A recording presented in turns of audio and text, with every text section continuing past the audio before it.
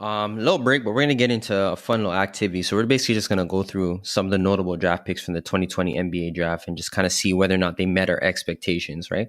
Because I feel like we did this earlier in the season and we kind of laid out our expectation what we thought they would be, and now we have a decent enough sample size so we can kind of dig in and assess whether or not they met those expectations or surpassed or even failed them. So let's dig into it. So right off rip, we're gonna talk about number one draft pick, Anthony Edwards. I know originally I was the Ant-Man of the group. I told everybody that I thought he was good, and I mean the jury's still out because he didn't get good until Malik Beasley kind of fell out of the rotation with the suspension. And yeah, he just dropped 42, but then he followed up with a piss poor performance after it. So I'm lukewarm on Anthony Edwards. I'm not going to say that he blew the expectations out the water, but he definitely didn't fail me. He's just kind of coasting right now. I don't know what you guys think. Yeah, I think that's a fair way to put it. Like, I'm not ready to say that he's certified, but you can see the talent, right? He can get to the rim like very well, finishes very well. We know the athleticism. He has some confidence in his jumper.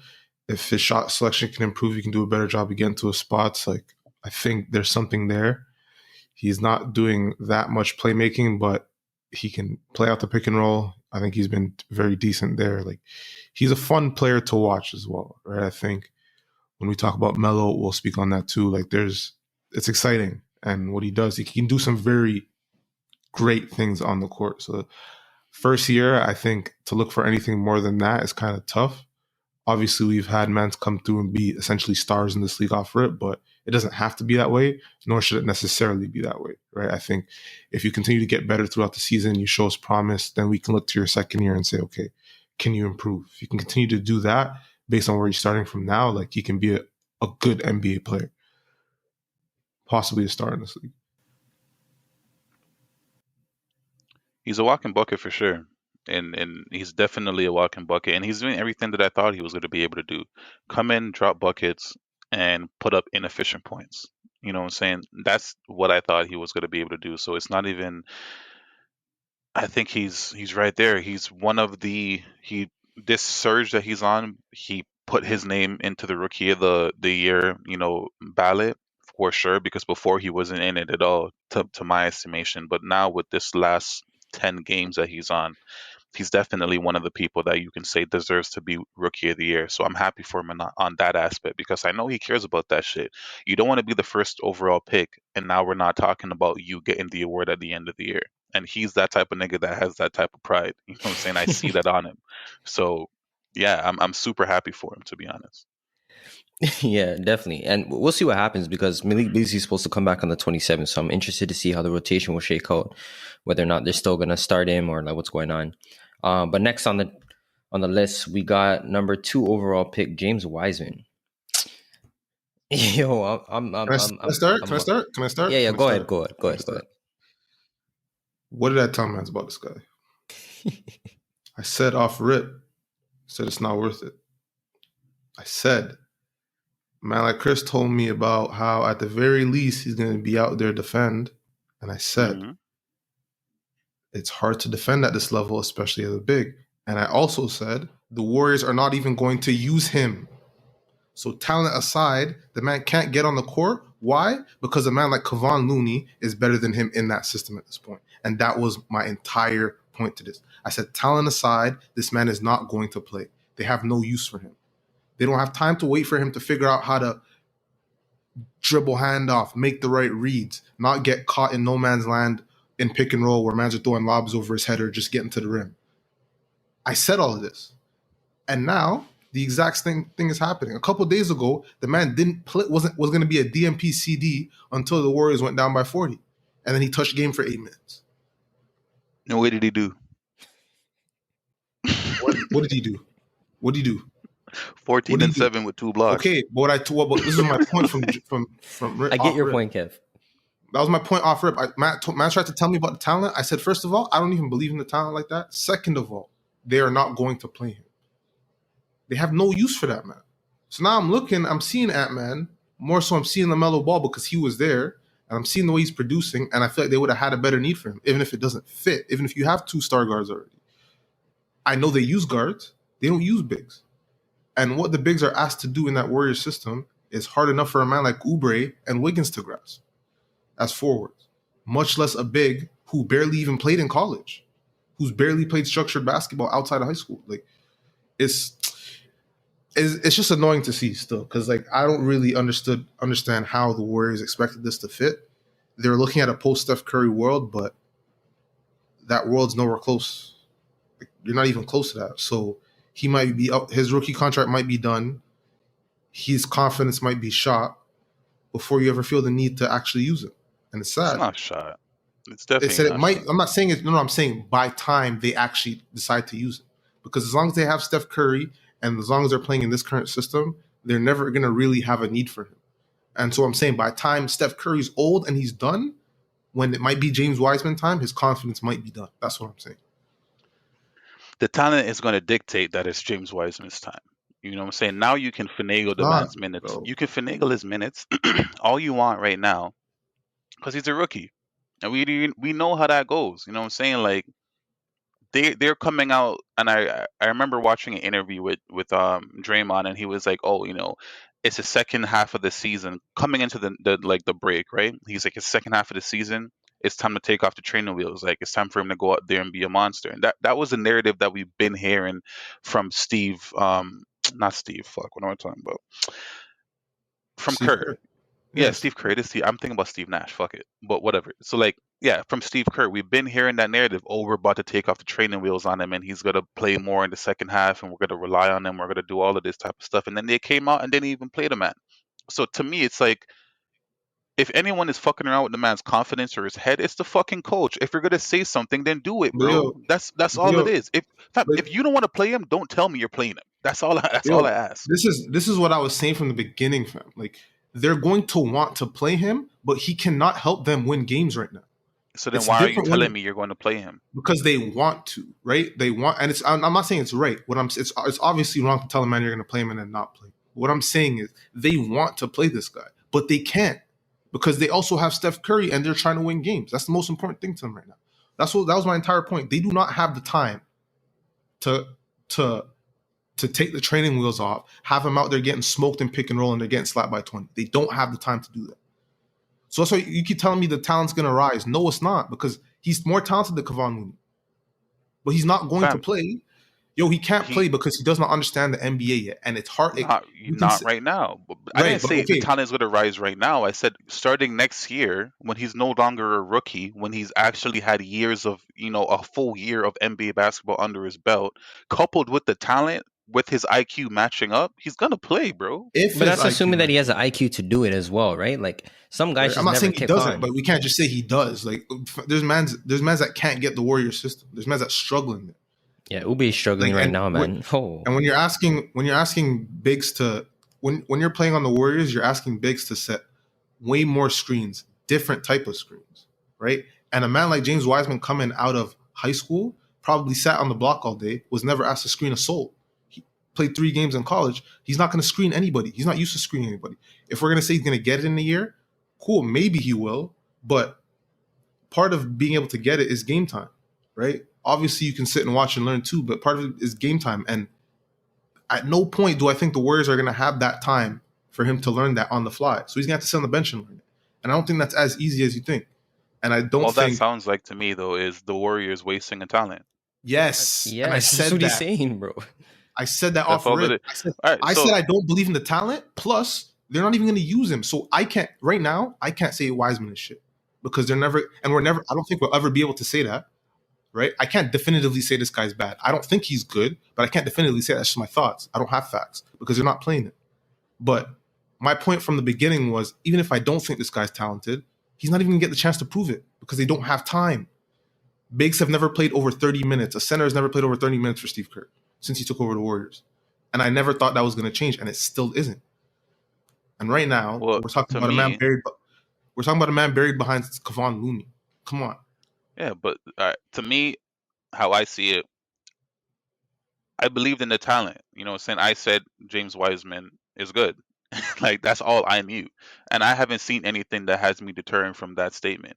When I said that at the very least he's gonna be a big body out there getting blocks, he's been getting blocks. You know what I'm Yeah, saying? we Like, said okay, but yeah, you can get blocks, but he's getting smoked out there because yeah, he but doesn't know what to fam, do. and I conceded that though because I obviously understood that number one, playing defense as a big in the NBA is hard in itself to not Mm-hmm. foul, to not do any all of that stuff. Like it's hard. Like, and obviously I knew there's gonna be his rookie year isn't gonna go the best because he just hasn't played enough. He's not seasoned. He's he's a chicken with no seasoning on right now, fam. He's just not. It's not gonna be what you want.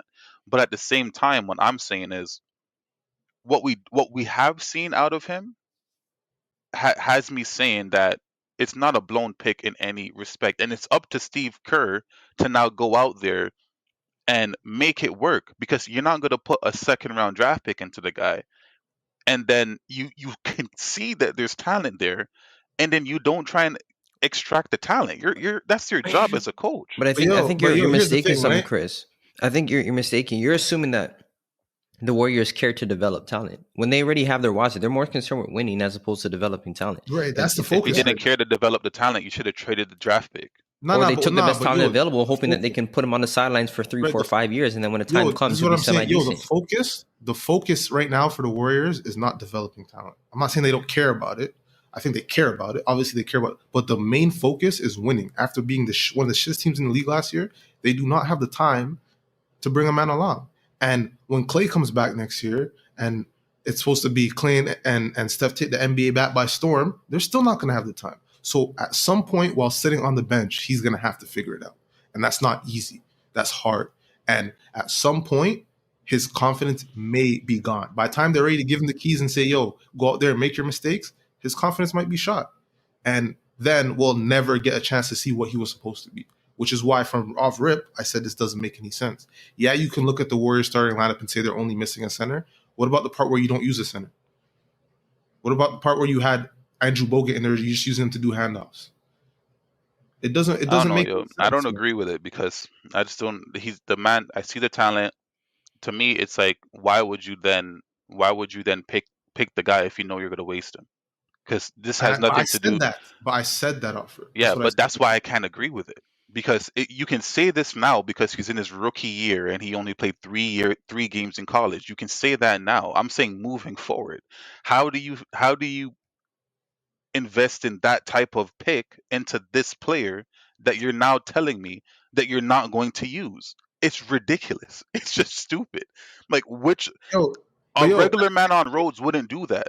A no, no, but regular man on roads no, wouldn't no, do no. that. But here's the thing, right? Because the Warriors are fighting two things. Here, you're gonna say if they don't play James Wiseman, it's stupid. But at the same time, if they're getting smoked out there, you're gonna be saying Steve Kerr's a fraud, Steph Curry's a fraud. So like, No, that's but what I'm saying. The most fam, important. they're not playing James Wiseman right now, right? And they're still getting smoked. Nah, but at least they're in the playoffs. Huh? I think. But so I'm saying is like, regardless, at some point they were good. They've had bad stretches. They've had good stretches. What I'm saying is, if they put James Wiseman out there as a rookie, as it should be, right? It's no fault on him. They're going to get smoked. They play this man 28 minutes a night, 30 minutes. That's the reason why he's not playing, right? It's gonna happen because he does not know how to play out there yet. So they're gonna like what's more important for them, not wasting whatever years they have left of Curry or developing James Wiseman. And I think those competing things are why you should have never drafted this guy and why I said it.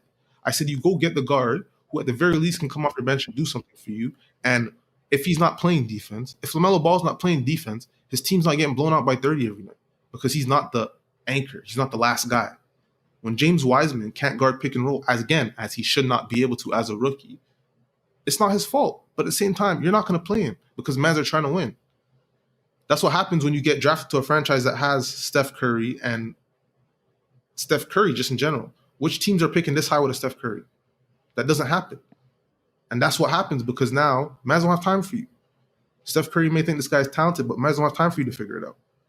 Not when you have a Kevon Looney who's been here for X amount of years and can do it. He can't get a buck, can barely do anything out there, but at least he's not going to go out there and make similar mistakes that a rookie would make. And how is James Wiseman going to learn on the bench? Can he learn on the bench, or does he need game time? Because I don't think that's coming anytime soon. So Fair. Let's move forward. So next we got LaMelo Ball, third, and I think this is a rookie of the year. I think it's pretty much written in pen right now. But Honestly, like I wasn't that high on LaMelo, so I'll give it to Chris because I know that you were high. But like personally, just speaking quickly, he, he is everything I thought he could have been, and he's a lot better, a lot faster. Because I never thought that he would have came in and had this type of impact. And the shooting is a lot better than I thought it was. The ball handling is a lot better than I thought it was. I knew he could play make, um, but he just the synergy with him and his teammates is has come around a lot faster than most rookie point guards develop with their teammates, right? So like I don't know if I'm making sense when I say this, but I think that he's just one of those players where he's infectious. Like he's gonna bring a certain energy and everybody follows suits, and you could see as clearly how they're playing the past couple games or even the entire season, right? The Hornets are on the up and come, and it's largely in part due to him. So I'll show it to you, Chris, 'cause I know that's your boy. So Yeah, hey fam, listen. Before the draft and whatever the case is, I said that if I had to pick, if I was Minnesota, I'm taking Lamelo Ball, and I never wavered on it because what I did know from Lamelo Ball is for all the criticism that he was getting, you know what that infectiousness is that you're speaking of? A guy that knows how to hoop, fam. A guy that fully understands how to play basketball. He's the complete opposite of what James Wiseman is as a big. For a guard to know his passing lanes, he doesn't even have that athleticism like Anthony Wiseman, where he can just you know pummel his way past a man. Nah, but he has the smarts to know the hezzy moves. You know what I'm saying? The handles, ball handler for a 6'8", 6'9" guard, off the charts, bro. Off the charts. His passing skills, his vision, his instincts on the rebounds, fam. This is a basketball player, bro. And me looking at him, I'm like, yeah, bro. Yes, he has been playing in Australia. He has been playing in his dad's basketball league, whatever the fuck that shit was called. But at the end of the day, bro, anytime I seen the man, I saw the feel on the court to say he can hoop.